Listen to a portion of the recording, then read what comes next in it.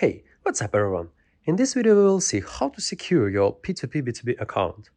P2P B2B Exchange provides you a few services to save your account from any fraud. Let's figure it out. Go to your account and you can see my account security is low because I didn't set up Google Authenticator.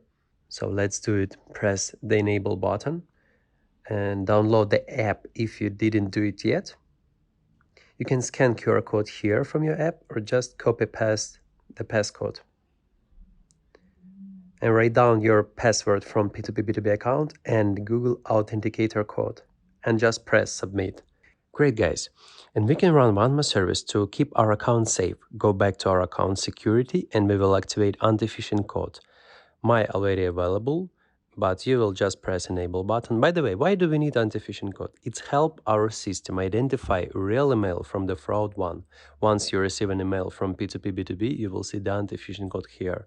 I'll press change button, but you can just press enable button and set up anti-phishing code.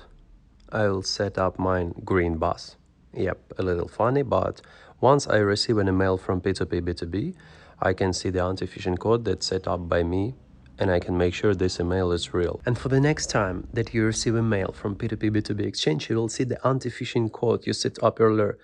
Same as on the picture, you can see, and I can make sure that is official email from P2P B2B Exchange. Now your account is safe enough and you can enjoy your trading on P2P B2B Exchange.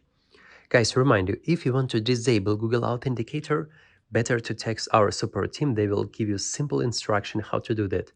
But no withdrawal are permitted within 24 hours after you disable the Google Authenticator. Actually, we don't recommend to do that, but in some cases needed. That's all guys. Thanks for watching us. If you want to see the other video tutorials, feel free to check it. Have a nice day. Bye bye.